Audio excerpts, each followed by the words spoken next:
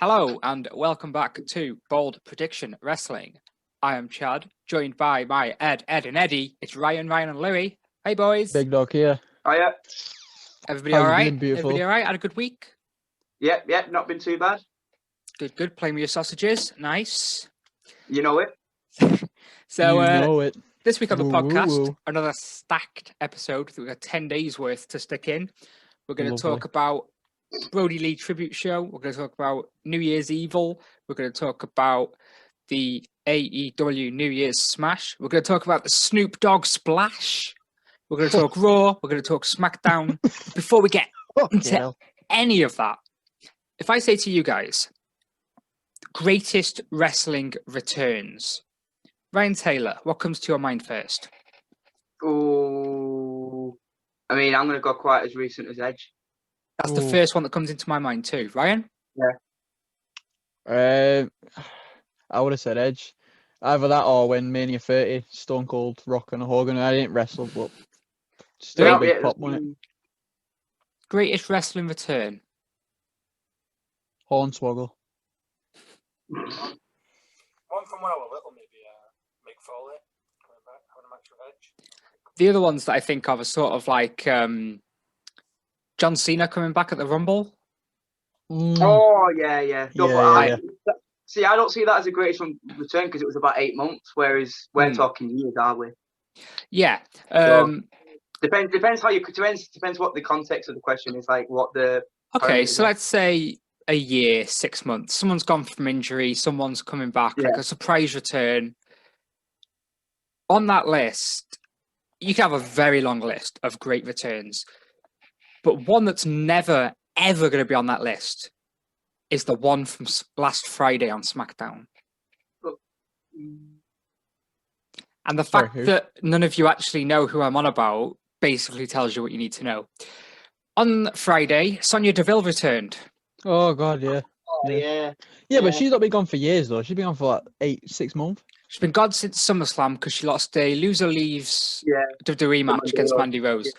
And she came back, walking backstage, and that was it. I feel like that's as anticlimactic as when John Morrison came back. Yeah. And someone knocks on Miz's door. He's like, John Morrison answers. It's like, oh, hi. He's like, yeah, Miz isn't talking to you. See you later. And closes the door. I'm like, what a waste of a return, especially with the Rumble coming up as well. Even MVP last year coming in the Rumble. Big surprise, big pop. Oh, yeah. But yeah, Sonya Deville, do you reckon big things or not? No. I hope so. I hope this break is on the way and then coming back, and I actually hope she just because she was getting a bit of a push, but then obviously I think the right Mandy Rose was right to win. But I hope so, or else I don't see the point in her going away. I know that she had the whole stalking thing, which I think is a big reason why she went away for a little while. But I hope so. I hope that she gets like a little run, like maybe not get the belt straight away, but at least have a couple feuds that she actually wins. Yeah, because she doesn't win. She doesn't win, does she? No, I'd love to see her as women's champion by the end of the year, but we'll get into it. It'd just be fresh to have somebody new. I was going to say we'll get into it in a bit, but there's a lot of potential for women's champions, but they don't really ever put it on someone new, do they? It's always the same. No, it's just always the same old 4 or 5, isn't it? Yeah. Speaking of new champions, Big E has a open challenge, which we discussed last week. We said that we'd like to see the possibility of an open challenge from Big E. He said he's going to do it, and Apollo Crews accepted for tonight or last night when this goes up. Anyone see Big E losing here? No, I think it'd just take away from the big build that they've been giving him and the big push. If he just to lose, I mean, even if he was to lose by distraction, I still think it'd be a bit of a, I don't know, kick in the teeth kind of thing. I feel like maybe have him take the belt off him at Royal Rumble, and then make him go in, and then actually enter the Rumble and win it potentially. Or I don't think they should take the belt off him at all. I should keep it till Mania. I say keep it till Mania too. Too soon for a main event, I'd say. I just have him build him as your main eventer through the Intercontinental title. Yeah. Make him lose it. Get into summer of 2021. Have him lose it there, and then propel him to the main scene. Louis, anything to add? Not particularly. I agree with what the others have said. Although I feel like if he dropped it now, it Have we lost him? Is he cutting out for anybody else? Yep. Yeah. Right. To Louis. Might want to go in your living room, mate. Yeah. It would just build him up so That was a lovely analysis. We'll carry on, just the three of us until he's back. Ladies and gentlemen, we lost him. Another title match on SmackDown is the Street Profits defending against the Dirty Dogs. Oh, don't say it. Don't say. Oh, you've said it. You've said it. The Dirty Dogs. Robert Roode and Dolph Ziggler. What do you guys think? I don't really care. I think I'll go on, man. It's a stupid name. They're two great athletes and deserve all the success they get, but what has happened? You've got Robert Roode, Bobby Roode, who had this killer guy at NXT, did an absolute amazing, wearing the suit. He was the champion. He was the dickhead that you all loved. And then main roster, he started well, United States Championship. Then he lost it to Orton. And then he sort of had a little comeback in the Money in the Bank. And then he lost that match. And then we sort of forgot about him until he got drafted. And then, he's with Ziggler now. And they're the Dirty Dogs. Right. I just can't imagine them winning the belts and then getting announcers here and here are new tag team champions, the Dirty Dogs. Surely it's a nickname though. Surely to God it's a nickname. That can't be the actual tag team name. Can you imagine like someone like Hamilton or whatever just announcing it like come on. Dolph Ziggler, Robert Roode, the Dirty Dogs. It's not like dogs, it's dogs. It's dogs with a W. Just no. Kevin Owens seems to be out injured for a while, given the attack off Roman Reigns and Jey Uso at the end of Raw. Couple of questions here. So does that mean so who do you reckon Reigns will face at Rumble then? Kevin That's Owens. what I was going to get to. Couple of questions. Yeah. Who do you think he's going to face at the Rumble? And where does Kevin Owens go? Does he enter the Rumble? Kevin Owens faces Roman Reigns. That's how I see it. We're still 5 weeks away from the Rumble. He didn't have that big of a drop, did he? Oh, he went for a table. Come on, lad. We've seen people come off sales and come back in the same night. He's having that at the Rumble, I'll tell you. Yeah, it'll be a false count anywhere or something like that. That'll be the stipulation. Yeah. That'd be a class match, to be fair. I think Jey Uso will get taken out. I think it looks like Owens is going to win, and then I think Jimmy comes back. Oh. Yeah, that's a shout. That's a shout, to be fair. Anything to add, Louis? We'll try you again. Have we got you back? Again, I agree, although I do see Jimmy coming back and causing a bit of trouble. Do you all reckon that Jimmy will just join straight with Jay, or do you reckon that he's going to be a bit? I don't know. I think he'll join. No, I think he'll just go straight in with Jay. Yeah. I think that there'll be some sort of like mafia faction going on. Yeah, boy. You've got to look back to Hell in a Cell. Jimmy didn't really oppose Reigns, did he, when he threw in that towel? He was like, sort of, we can get you. We can be on your level if you let us in, sort of thing. So I think he'll be fine. And then I think the Usos are just going to go on another monster run, and I think they'll get the tag belts. And then they'll before that'll be a strong faction. Before Mania. That faction. I can see them two and Roman all going into Mania as the champ. Yeah, the bloodline. That'd be cool. Yeah. So we have Daniel Bryan practicing for the Rumble, getting coached by. Oh, that was fucking coached by two people that have a lot of experience in the Royal Rumble, previous winners, Otis and Chad Gable. I actually thought Bryan could win it until I saw that segment. Do you not think he's winning anymore? I think because I've got a theory what's going to happen. I think Goldberg will lose to Drew and it'll piss everybody off, but I think he's going to go into the Rumble, win it, and face Reigns. I genuinely think that's what they're going to do. Have Drew kick his ass. He's like, I'm Bill Goldberg. I'm going to squash all your talent. In the famous version of that Triple H promo, if that happens, I'm going to start watching. You'll tweet about it. I'm going to make a Vine. If Goldberg, I genuinely think that could happen. If Goldberg faces Drew at the Royal Rumble and then faces Roman at Mania, I will stop watching WWE. I said honestly what I think. When that happened on Raw, I said to Louis, I don't see how, if Goldberg was to lose to Drew, how he can then go and face Roman at Mania. Bearing in mind that Goldberg,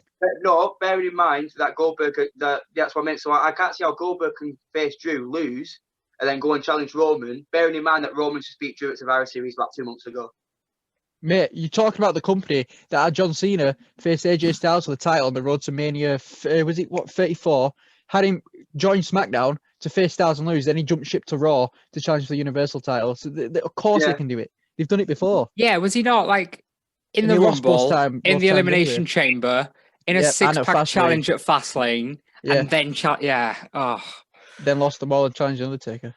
So Ryan, Taylor, Goldberg, Drew, who's winning? Who's winning? Right, I think the thing is, I don't want to say I can't see Goldberg winning because I didn't see Goldberg winning against the Fiend. I'm not or any other match ever. I'm not really confident on this because I genuinely don't know where they're going to go with it. Because you've heard rumours of Goldberg and Roman, but then to shove him in with Drew at the Royal Rumble is a bit iffy. Apparently, Roman turned around and just straight up refused to work with Goldberg. Good. Goldberg shouldn't be in any top tier feud now for the title. He's 55. It does my head in so much because all year he's not there all year. He's been gone, sat at home since Mania. You've got people like Drew McIntyre who's been there all year to potentially drop the belt to Goldberg just so Brock can win the Rumble and we get Goldberg and Brock at Mania. Again. It's yeah, not but I can see from a company standpoint where they're coming from. You think Royal Rumble time is on the season that old fans come back, and we already know that they don't give a shit about us diehards. It's all the casual viewers. No one knows. Say you put Drew in against Keith Lee. Nobody from the era that stopped watching and only watches Rumble Mania time. Nobody's going to invest. You get Goldberg in there, that gets eyes on your product, and then you're building hype into Mania. I can see why they put him in the match. Because from a business standpoint, it makes sense for buyers. But the same with my Legends argument. This is the exact same. Where are you going to build your stars? Well, yeah, but like right now, the fact is, you can say that all you like, but I'm never going to agree with that standpoint and that viewpoint on that. That's how business is. Why do you think AEW put the title on Chris Jericho when they started, and not Hangman Page? Yeah, to get the ball rolling. That's exactly what they're doing. That's exactly. It's a business at the end of the day. WrestleMania last year was a 2-night show. Night 1, Undertaker, part-timer. Night 2, Goldberg? No, Brock, part-timer. Right. Yeah. Year before, Women's Triple Threat, Ronda Rousey, part-timer. Part-timer. Not at the time, though. She wasn't at the time. Not at the time. Did 1 year and then she's gone. Yeah. The year before that was Brock Roman. Yeah. Brock part-time. The year before that, Roman Taker. Roman Taker, Taker part-time. Before that, Roman Triple H. Triple H part-time. Before that, Roman Brock part-time. Before that, Cena Rock part-time. Before that, you got Cena Brian Orton and Batista. Orton, exactly, another triple threat. Batista part-time. The last time we had a main event with full-time talent was 2011 when it was The Miz. 10 years ago. Even then, Rock got involved. 10 years since we've had two people that have worked their ass off all year to actually. Now you've broken it down like that. I didn't realize it was that is horrific. It's bad. It is bad. That is horrific. And let's say, for example, that a Daniel Bryan wins the Rumble, right? And we get Daniel Bryan and Roman Reigns. I dig that. That'd be the first, and that probably won't go on last. They'll probably put some showcase match like Goldberg and Hulk Hogan on. With Ric Flair as special guest referee. Exactly. It's shocking. Anything to add about Goldberg Drew, Louis? Not particularly. No, not really. Everything that I wanted to be said. We'll call back to you when we get to AEW. This fucking phone. Also on Raw, it was announced that Charlotte and AJ Styles are both going to be entering their Rumble matches. Yeah. Anyone see Charlotte winning the women's? Yeah. Not again. Oh, wait, hang on. No, she won it last year, didn't she? No, can't see it. This is Bianca Belair. I've thought Bianca Belair since like SummerSlam. But now, given what happened on NXT, I reckon Rhea Ripley returns. Ripley returns, wins the Royal Rumble, and just because it's got to happen, because it's Charlotte Flair, we're going to get Rhea, Charlotte, Asuka, triple threat. I dig that. And I want Rhea Ripley to eliminate Charlotte in the Rumble. Yeah. And that's what I want. And pin her at Mania. Yeah, That's what I want. That's what Rhea deserves after what Charlotte did. Speaking about Charlotte, we had Legends Night and we had Ric Flair tripping up Charlotte Flair because he was distracted by Lacey Evans. I mean, I don't blame him, to be fair. Quick question. Why did we split up the Iconics? We split up the Iconics so we can put Peyton Royce with Lacey Evans and Billie Kay with everybody on the SmackDown roster. Just keep them together. Anybody else want to add anything else from Legends Night, Randy Orton? Yeah. Go on, Ryan. What the hell was that like opening? The H phone. If they would have like cut that, they've had more time for the Drew Goldberg promo. That would have made sense. And it was just, I was like, watch it. What the fuck has this got to do with anything? Like what? It baffled me. I don't even think we my need a head were discussion. I rattled think for he's like just covered 40 everything. minutes straight. I was like, he's introduced it. Is he not going to bring it up again? And then no one even mentioned it, acknowledged it. The commentators didn't even say out. What the fuck was the point in that? I really don't know what was it is. the need for that? What is it? It's not even like it's It's not even a real thing. It's just an iPhone with a cover of fucking him on it. That's all it is. H phone, brother. Shut up, man. Shut up. So we didn't get. Makes no fucking sense. We didn't get some named superstars that were going to be there, like Kurt Angle and Carlito. But apparently there are traveler issues and stuff like that. Personally, I think it was a waste of a Legends Night. I mean, I didn't want it anyway. I didn't want them getting involved in any storylines, and they didn't, so that's fine. But Goldberg just killed it all. I woke up, I went on Facebook by mistake, saw Goldberg and Drew face to face, and was like, I do not want to watch Raw, and I just did not enjoy it because I knew that was coming. It was a bad night for the Hurt Business as the tag team lost to they had a stinker, House Party, and Bobby Lashley lost to Riddle in an interesting way. Riddle managed to get behind the referee and tapped out. Fuck off! Okay. Ryan, can you do something about the remaining meeting time? Because it says we've only got 10 minutes left. It actually hasn't gifted any more. Moving on from Raw. We genuinely just have 10 minutes left. What? So after 10 minutes, we're just done? Just like stop it and then start another one. I'm just gonna have to like. I don't know. It normally gives me like more time, but it generally hasn't gifted me anything. After Raw, we had NXT. I'll talk about NXT first because there's a lot more on AEW to talk about. NXT. Yes, there is. We had Rhea Ripley losing to Raquel Gonzalez in a last woman standing match, where the highlight of it was Dakota Kai getting pushed in a locker and locked in there. That was very exciting. Yeah. With that big main event for the NXT title, which Finn Balor retained, with Escobar versus absolutely amazing. That was really good. That main event. Grandmaster League. That was good. Yeah. They both went amazing. Amazing. Did they? Oh, did you see like Finn cut afterwards? Yeah. That was sick.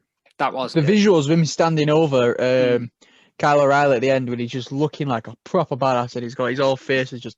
I'm just chuffed for Balor. He's finally being used right after years. There's no question when he goes 100%. Back to NXT. It was the first round matches for the Dusty Rhodes Tag Team Classic was announced. I don't really want to talk about that because I feel like that could be a big discussion for next week as we discuss the matches that already happened and what's coming up. What was also announced was the first ever women's Dusty Rhodes Tag Team Classic, which I think is potential. Give it to Marina Shafir and Jessamine Duke. Give it to them. Have them win. Have them challenge Charlotte and ask her for the titles. Have them win the titles and have the titles on NXT and actually be used. That's what I want. I want the women's Dusty Rhodes Tag Team Classic to mean something and to be amazing. So hopefully that happens. Anyone else want to touch anything else on NXT? Yeah, it was the first NXT show I've watched in full since like 2017. Up to this point, Johnny Gargano just reminds me of a younger Shawn Michaels in the new generation era. I don't know what it is about him, I watched that promo he did with The Way. Is it The Way? Oh. I just thought it strikes me as a Shawn Michaels. I know I'm not meant to because like that's the whole point, but I really don't like The Way. But like again, that's the point. I really do not like Austin Theory. I don't know what it is. There's Why? something, I don't know. There's something there, and I just don't like him at all. But I like the idea of them being like a family and it all being. I like the idea of it. Yeah. We had Xia Li return with Boa after their intense training over the past few weeks, and then brutal video packages of them just training. Really, they come back completely different. So looking forward to see where they go. What was the first match on the show? Damian Priest and William Cross. Yeah. Wow, I enjoyed that match. That was amazing. We're also meant to get a fight pit between Tommaso Ciampa and Timothy Thatcher, but because of injuries, it got postponed. I think it's going to be. I wouldn't be surprised if they do it next week to try and combat AEW's Night 2. Yeah. That's what I can see. They've got to do something, haven't they, to try and because get a this week was meant to be Night 2, but obviously with anyone else want to mention anything else about NXT, or are we good to move over to AEW? Please move to AEW. That's fine. I am a bit worried by the fact that we've actually got a meeting time. Sort of like we've got 5 minutes left. That's really weird. That is weird. Is it set out on your screen? Yeah, it says remaining meeting time 5 minutes. So we'll see what happens in 5 minutes. We're getting the cut, fellas. So we've got 2 AEW shows to cover. We've got the Brody Lee tribute show. We'll talk about that first. I thought it was one of the best tribute shows I've ever seen. The Dark Order won every single match, which storyline wise, again, is amazing because it was a group of people that could never win matches all put together, and they won every single match on the show, which was amazing. They give the TNT championship to Brody Lee Jr. and say that he's the TNT champion for life. And they've brought out a new design belt for the actual show, which I think is just amazing. And Eric Redbeard coming out, that bit got me. When he came out and you see a big man, a giant like that, genuinely crying, that got me. That was the most touching bit. Like I struggled. Brody Lee Jr. hitting MJF with a kendo stick. I thought it was brilliant. Obviously he's the TNT champion for life. He's been taking on challengers like Adam Cole backstage, which I think is amazing. And he had a promo on Dark against Marco Stunt. Yes, and that was amazing. So funny. You got Cody Rhodes in that trying to hold him back, which I just think is brilliant. Louis, we'll come to you first. What do you think about the Brody Lee tribute show? I thought it was fantastic. I enjoyed all the matches. I really enjoyed John Silver, his attire that he wore. He came out in like a Brody Lee tribute attire, which he's retired. He's retired the outfit. He's going to frame it or something, I think. I really liked when what's his name hit the MJF with the kendo stick. I thought that was fantastic. I really enjoyed that. Every single match all the way through was great.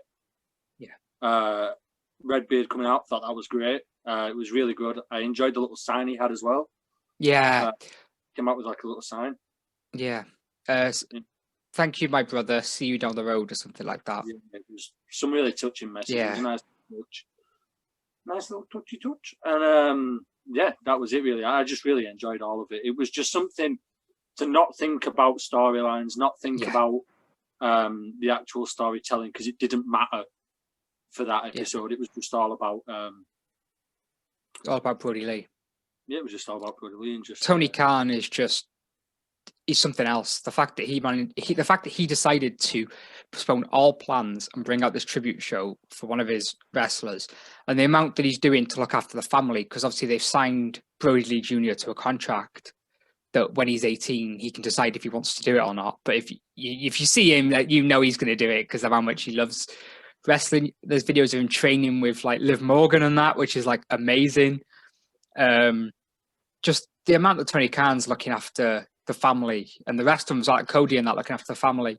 Like, it's amazing. It is really amazing what's going on. Either of the Ryans, anything to add? I'll go. No, yeah, just like the Eric. I didn't want to go. I could tell. No, the Eric Redbeard bit's the one it's like unexpected, but I think it's when you see it, it's like it was needed. Yeah. Because he's the one that would have been on the road the most with Brody. Obviously before AEW, because obviously Eric wasn't there, but like during his WWE years, he's pretty much always been with Eric. I don't think that Eric's actually signed with AEW. I think they brought him in for that one-off. Yeah. And I think another amazing thing from Tony Khan, and that video package at the end of the show, where they got all these like still pictures of him winning his belt at WrestleMania and like with Bray Wyatt and that, and it's just wow, it was a lot. And I stayed up for AEW, and that's the first time I've ever stayed up for an AEW show, and I was not disappointed. I wasn't bored at any point. I was intrigued in all the matches, the storylines. Like, you could see how emotional everybody was. I thought it was all just amazing.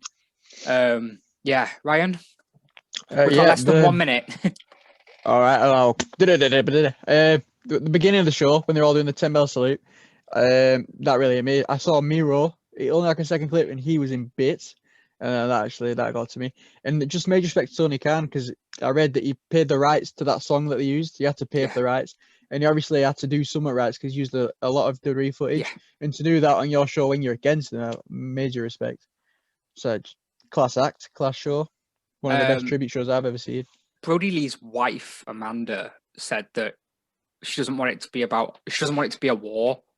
She wants it to be like, because obviously Brody Lee's passed, and you've seen everybody from AEW to WWE coming together and celebrating their life. She doesn't want it. She said that she didn't hate WWE at all. Neither did Brody Lee. They just had different ideas of what they wanted to do. And she didn't. Amanda said that she didn't want it to be AEW versus WWE. She wants it to be a wrestling community, and that's what it should be. That's what wrestling should be. I think that's what it should be like. Like I know. Obviously, you're always gonna have rivalries between companies because you want viewers to view your product more than the other. Like, it's a business and it's making money at the end of the day. But when it's stuff like this, like especially when it's like deaths and stuff, you can't. You've got to put that to one side. Yeah. And Tony Khan, like his video packages on Impact are amazing. He does these like little paid advertisements, and he's saying that he's helping out the less fortunate by paying Impact to let him promote his own show. And I think he's brilliant, Tony Khan. I didn't know much about him before all this stuff, but no, he's amazing. He's a hell of a man. Anybody else got anything to add about Brody Lee tribute show or his son? I think there's some things that I think that's a lovely touch. Yeah, I think he'll treasure that forever. Yeah, and moving on to this week, New Year's Smash Night 1.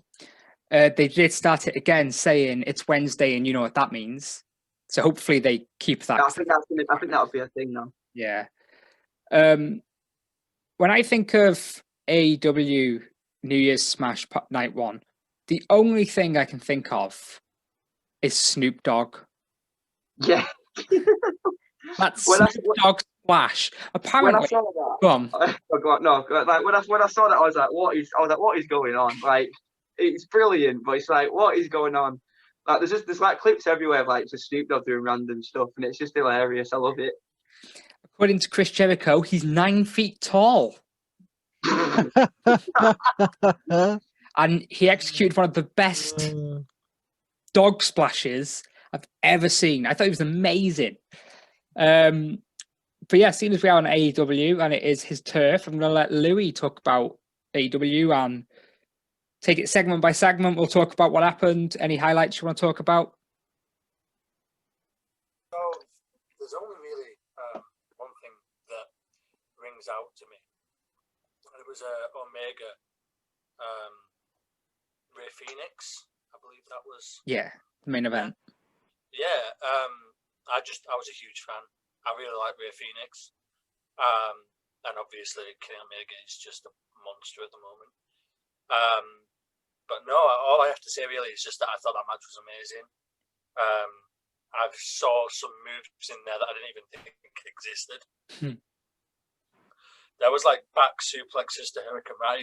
It was mental. There was crazy transitions that I didn't even know existed.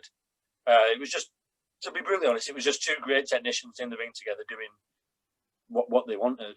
I just thought it was great. Yeah, that was my main input. But if you want to take Dave Meltzer gave that match a 5-star rating. Oh, who gives a shit what Dave Meltzer thinks? Yeah, I couldn't give a shit. What the fuck does he know, really? It was a good match, so I'm not saying it's a bad match. It's a fucking excellent match, but just I think fuck off Meltzer. As much as a talking point of the match is, I think what happened after the match is even more important. Yeah. Let me try and remember bit by bit what happened.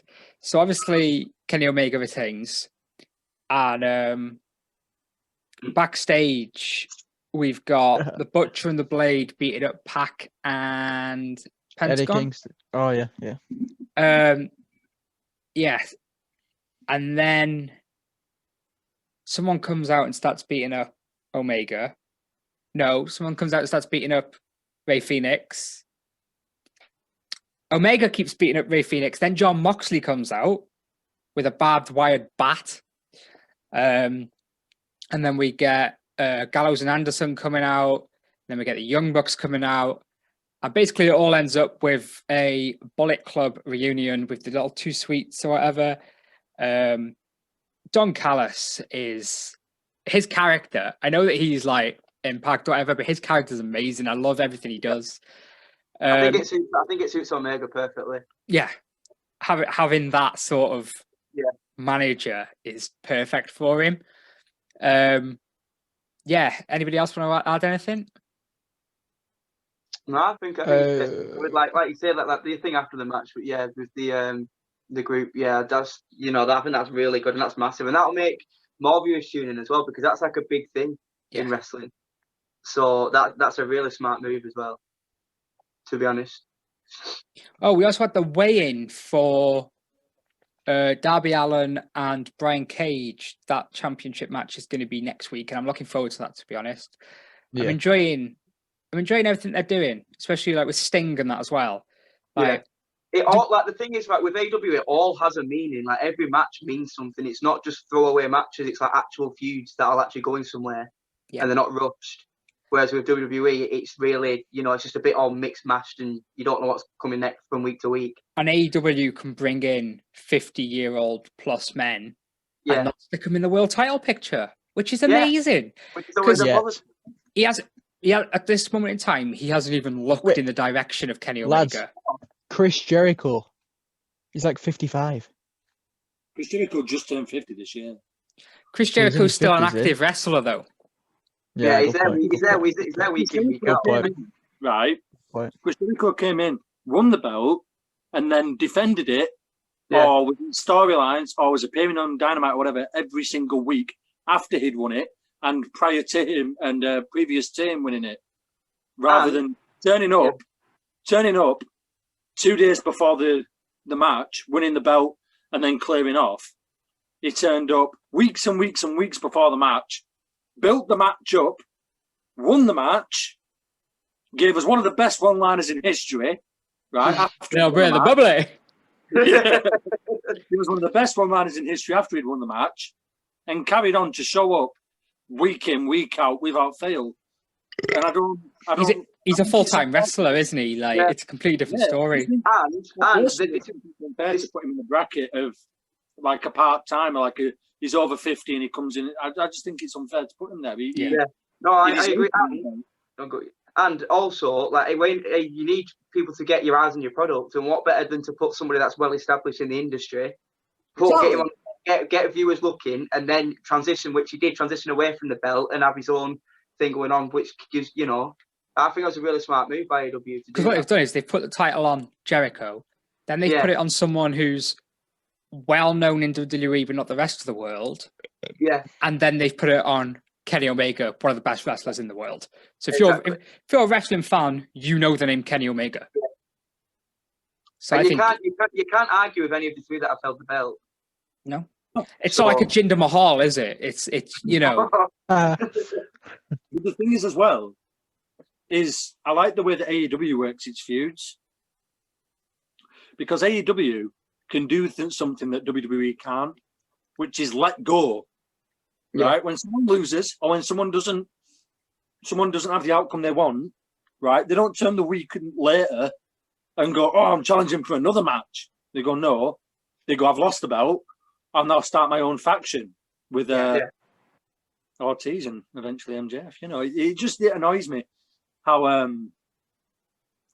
recycled some of the other promotions are. They're just, "Oh, we'll take this guy and we'll just put the belt on him, and then we'll have him lose it to this guy, and then we'll have him take it off him again, and we'll just have them two feud for the rest of the year."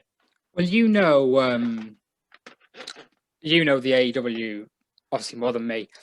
John Moxley won the championship when? February.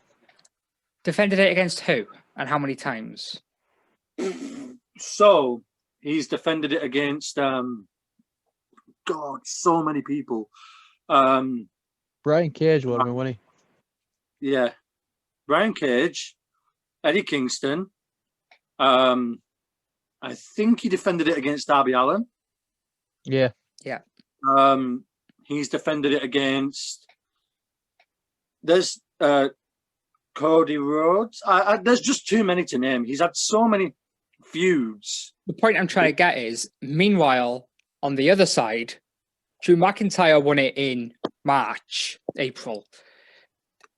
Started off well, defended it against one-off match against Seth, one-off match against Bobby Lashley, one-off match against Dolph Ziggler, but then they had a rematch, but that's fine. But then they went into a 6-month feud with Randy Orton. Mm. And that's what AEW aren't doing. You lose your match, that's it. Bring out someone else. Randy Orton lost 3 matches and still got a rematch. And won it. Yeah. They're keeping it super fresh in AEW. They're keeping it super fresh and they're keeping you watching. Yeah, definitely. Yeah, but go on, man. On the flip side, like, I do get you coming from, and you are right, but in some rare cases in the WWE, that thing has worked where we've had a rivalry for 6 months. Look at Sheamus and Cesaro. That month after month, week after week. Ziggler and Seth Rollins for the summer of 2018. That month after month, banger after banger. Rollins and Ambrose. The Shield breakup, because that went for fucking years, really. I get both parts that you don't want it to be stale because it just gets boring, but then also, if you're going to only keep it if you're going to be fully invested with it and actually run with the storyline instead of like half-assing it. Like the stuff with Bray Wyatt with The Fiend and Braun earlier last year and during the summer, that was great. I enjoyed every minute of that. That worked, to be fair. And also Roman and Braun in 2017. It wasn't for a belt, but that was a really good top level feud that that they actually went all in with, and it's stuff like that. Like I get both sides of the argument, but I do agree with Louis. Like, you don't want it to be like stale. You want it to be fresh every week, every month. I mean, the way I see it is, okay, fair enough. It has worked in the past. I mean, Rock and Stone Cold would feud for a long time at a time, and if it works, it works. Shawn and Brett. There's work in it, and then there's taking someone who's well known, dumping him in a feud he doesn't belong in, and just reusing him time after time again, just because you think that's what you're supposed to do. Yeah, and it's not. It's the not. Other thing is, like, so going back to so we're talking then about Randy Orton. Going back as far as 2017, Bray Wyatt wins the Rumble. No, Bray Wyatt wins the Elimination Chamber. First feud as champion, Randy Orton. Jinder Mahal wins the WWE Championship for the first time. First feud, Randy Orton. Kofi Kingston wins the championship for the first time, Randy Orton. Drew McIntyre wins the championship for the first time, Randy Orton. Yeah, but keep it fresh. Bring someone new in. And you can say that they've got someone new in, the champion, but you need new challengers too. You can't be having Randy Orton every single time. It'd be like if we got Chris Jericho every time. You wouldn't want it. That's why I like what they've done with AEW. They've taken Chris Jericho and they've made it look like he can't challenge for a title. He's not going to challenge for that main belt again, I don't think. No. They put the belt on him so that people will watch, which is fair enough, right? They put the belt on him because you watch, you go, oh, Chris Jericho, I'm going to watch because he's well known. You obviously watch him in WWE if you're a wrestling fan. And then they take the belt off of Jericho. He loses it to Moxley.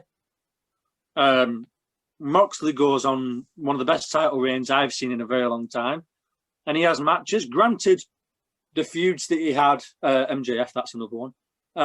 Granted, the feuds that he had weren't exactly like the stuff of legends, but they were good. They were really good to watch. I really enjoyed all the matches that he had throughout that reign. And I don't think there's a single bad match throughout the whole thing. No, I'd struggle to find one as well. Speaking about Jon Moxley, where do you think he goes next? Well, he said that he's going back after Omega, isn't he? Yeah, rematch. Is that what was said in the promo? Yeah. I think in the promo he said he's coming back after Omega. So after he could go after Omega, lose, and then I'm not too sure where he'll go from there. Maybe he'll go after TNT title, potentially. I mean, potentially, yeah. I'd like that. The way I see it, it'd be stupid to just leave that feud there. Yeah. You know what I mean? It goes. You can't just abandon it there. Especially considering it wasn't a definitive finish as well. Yeah, exactly. Yeah. You know what I mean? I know I've been ranting about continuing feuds on, but I think this is the place to do it. Yeah, this is one of the things because you can actually go somewhere with this. It's knowing when to stop. Yeah, but exactly. Where would you go from this? Because the rematch should be great, but you just know what's going to happen. The Bullet Club are going to cost him. Where you can't. You'd have to have a clean finish. You need a clean finish. I don't think they will. Oh, it won't fit Omega and Callis, though, would it? But it kind of does because he won this week clean. Yeah, it was after the match when they came. It was a title match. The thing is, I just don't know. They're trying to make Omega into, their words, the best wrestler in the world at the moment. So if he hits the one-winged angel on Jon Moxley and pins him clean, I mean that would cement it. Yeah, and then that can add to his like spoil image, where he's just like walking around as if, I'm the best in the world. When he, or you could either do that, or you could transition into a different way and have somebody interfere in the match, costing Moxley, and transition into another feud. I know the feud with them, yeah. Yeah, I know that's a bit of a what's the word? I know what you're trying to say, but you could have Moxley feud with him. A bit of a cheap way out, but have Moxley feud with him, and then Moxley can come back to the title picture in a year's time. You still got, I think, because Moxley's only ever lost one match, hasn't he? Yeah. So to lose back to back, I'm not too sure. Was anybody gonna say anything then? I feel like I cut somebody off. Next week, Darby Allin, Brian Cage. Anyone see Darby Allin dropping the belt? No. Yeah. That was a nice conversation. Oh my god. Did everyone just say no then, yeah? I said, well, Louis said yeah. Louis thinks Louis? 100%. He's gonna drop the belt and then he's gonna feud with Sting. I'm telling you. Take the belt, put him in with Sting. That's what he's gonna do. I'm telling you right now. There's no way he's gonna beat. No. Sting's gonna help him. Mate, I don't see them fighting just yet. I'd accept that as his bold prediction. I'm telling you, no, I'm just saying, right? That bad we've lost Ryan. Ryan's rage quit. Ryan's just gone. Is that enough of your shit? Do you actually think that Brian Cage is winning? Please tell me no. 100%. 110%. No. No, I don't know. The thing is, Louis the AEW expert here, but I feel that's like quite a bit of a rogue That's very wrong. Bit of a bold prediction. Yeah. Listen. And Louis' bold prediction of the week, it goes to Darby Allin dropping the belt. So, listen, right? Darby Allin versus Brian Cage, right? Brian Cage has got whole of Team Taz, right? Team Taz gets involved, costs Darby Allin the belt, right? Sting, lights go out, Sting comes out, right? Hang on. That's it. We see, lights go out, music plays, Sting appears, right? We have a face-off between Sting and Darby Allin, right? Show stops. Right there, with the stare down. You know it's coming. I know it's coming. To be fair, I would like to see that, because then that makes you want to tune in next week. Exactly. No, I think we're going to get a tag team match before that. I think we're going to get Darby and Sting versus Team Taz. And then you think Sting turns on Darby Allin. No, I just, why does everyone fancy it about? Right. I think Team Taz obviously going to get involved because that's the thing. Sting's going to help. I see now Sting as like a mentor, and then we'd be building to it, but it ain't going to happen for a long time. I don't think. No, yeah, I agree. Like that. Sting's going to help him. They're going to get close. He's going to be his mentor. Then it's going to be like teacher versus student when they know Sting is actually cleared to fucking take off one pissing bump.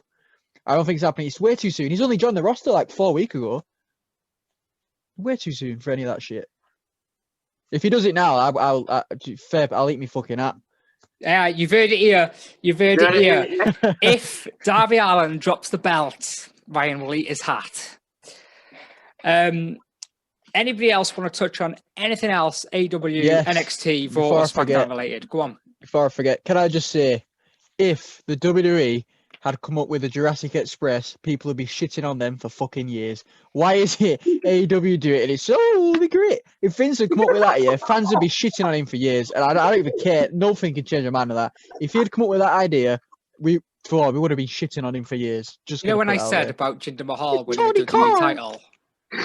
When I said Jinder Mahal wins the WWE title, the equivalent for me would be Luchasaurus winning the AEW world title, but AEW are too good. You've got to have characters like that. You just don't give them the world title. You just don't go all in with it. Crazy. They've got a team on Dark called Bear Country, right? One of their names is Bear something, and the other one is Bear something. Bear Country. It's characters like that you'd expect to be one of those people that stormed the Capitol. It's like dickheads like that. That's who you think. Louis, please cut him off. Please say something. I honestly think that the reason why we'd be shitting on him if Vince came up with it is because of the way that Vince would have used them.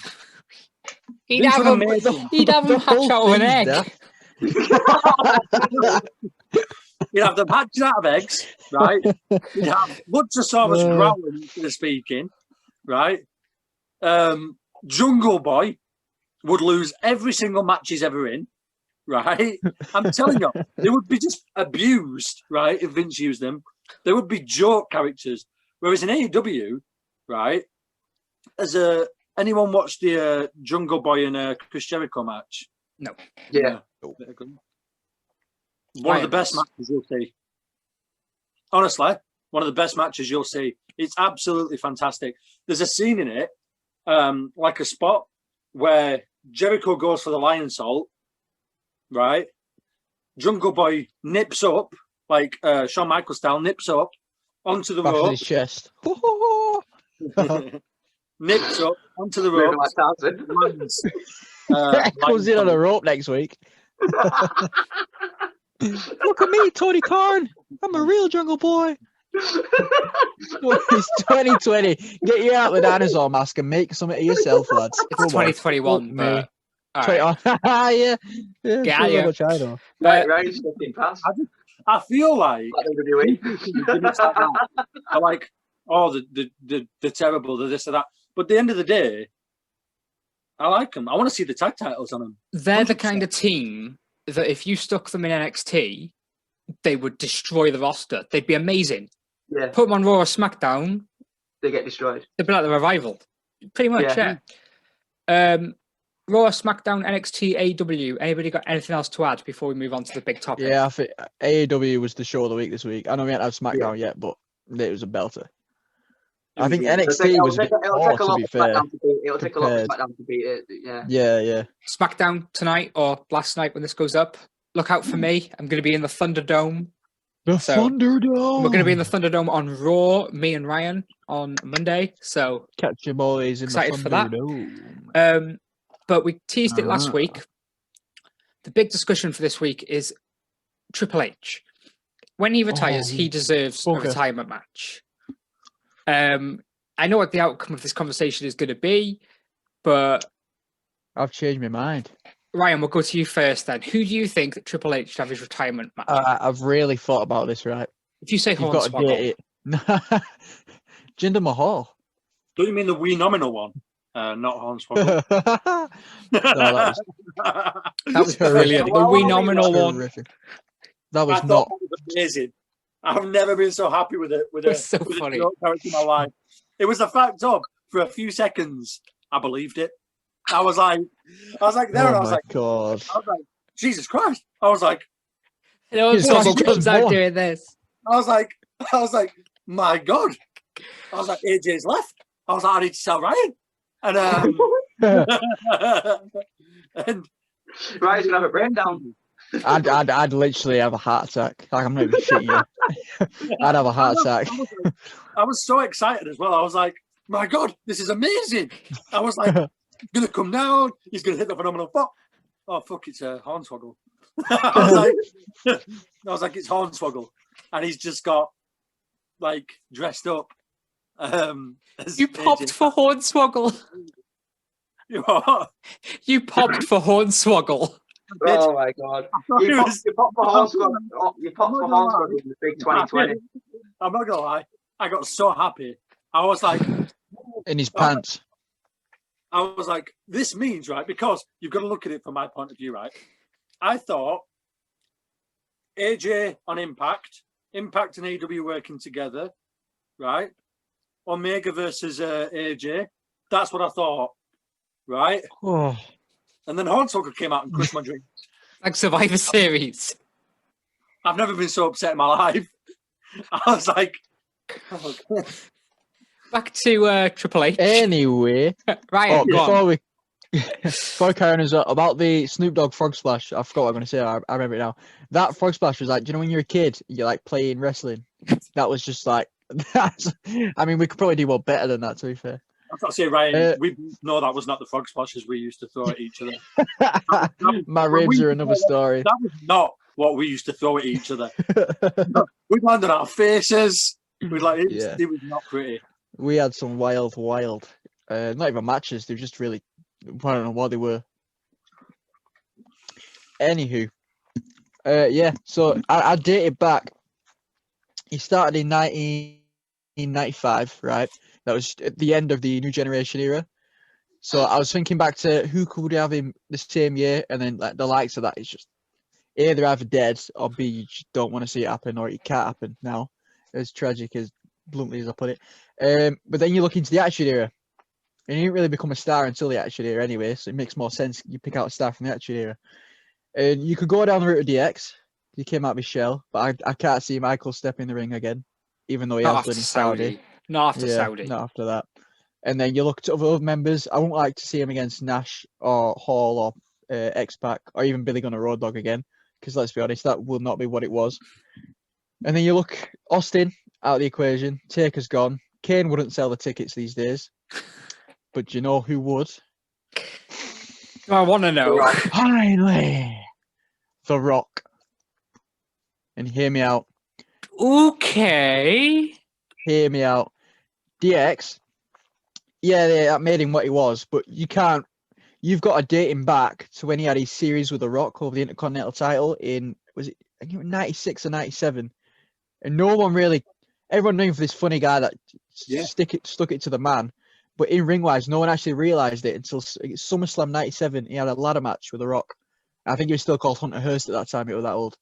and that made him 100% contributed to the manager we come today. And throughout the years, we've always had it teased.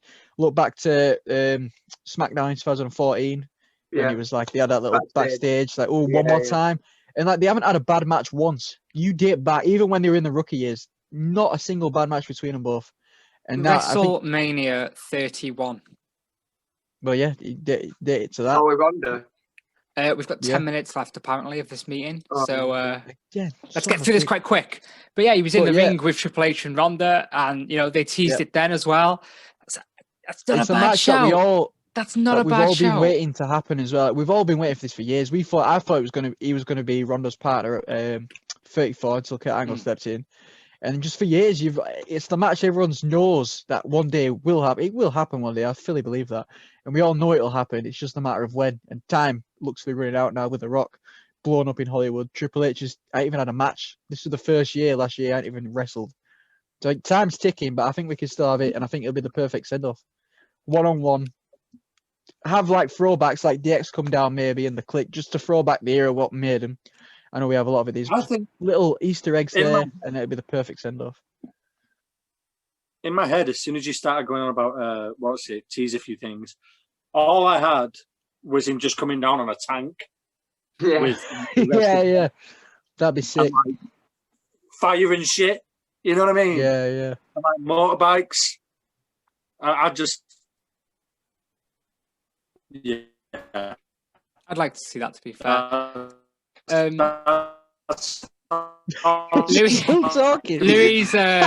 Louis seems to be cutting off again, so I'm just going to jump in. Ryan, I think you've got the same name as me. Is there anyone that... He's still talking. He's still going. Ryan, Is he done? What name have you got? For Triple H. He's gone to join Ryan. He's going to finish his speech. Right, we've got 8 minutes, lads. Come on. Right, basically, yeah. No, the Rock is a big shout, but I'm going for Randy Orton. Because you've got the whole Evolution faction, and they've had a lot of history over the years. Also, Orton was part of Authority as well, a big part of that. Obviously, Triple H also helped him win the belt against Daniel Bryan at SummerSlam 2013. Yeah. All right. In saying that, yeah. Yeah. And then also you've got He's nicking your chocolates, lad. Shit ones anyway. I think we're at a point where the only person left as an active wrestler that could probably do it, history-wise, is Randy Orton.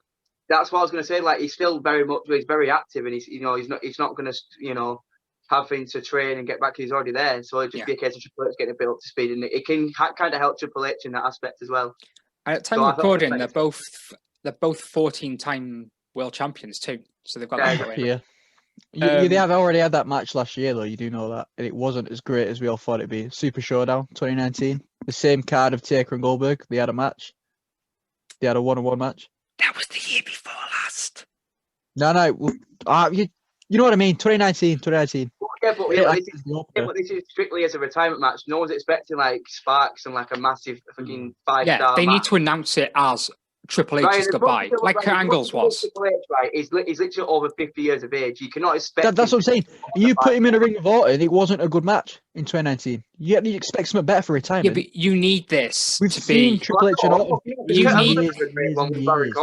You need this to be announced as a retirement match, and you need it to be nothing more than that. You need it to be a final farewell. Exactly. To his in-ring career. That's all. You don't need it to be good. That's all you need. Look, I'm getting too old. I can't do it anymore. I need to say goodbye to my in-ring career. Just have him coming down on Zimmer frames then, or what? Zimmer frame on a pole match. Yeah, the other option. So that's like from the history. So that's like. Zimmer phrase. I'm coming. It's Ric Flair. I'm coming. So that's Triple H's history, where you can go from there. But I was thinking like along the lines of NXT and that as well. You've got like I'd like to see a Tommaso Ciampa. I think Tommaso Ciampa versus Triple H would be a good, passing of the torch sort of thing. Karrion Kross as well. There's a few in NXT that could do it, but I think I agree. Seth Rollins. Oh, that was mine. That's what I was going to say. I was going to say Seth Rollins. I was going to say, right, because Triple H started Seth's career as a singles competitor, right? Yeah. And no one had said it, and I was going to be like, oh, Seth Rollins. And you were all going to go, oh, I didn't think of that. But no. Oh, I didn't think of that.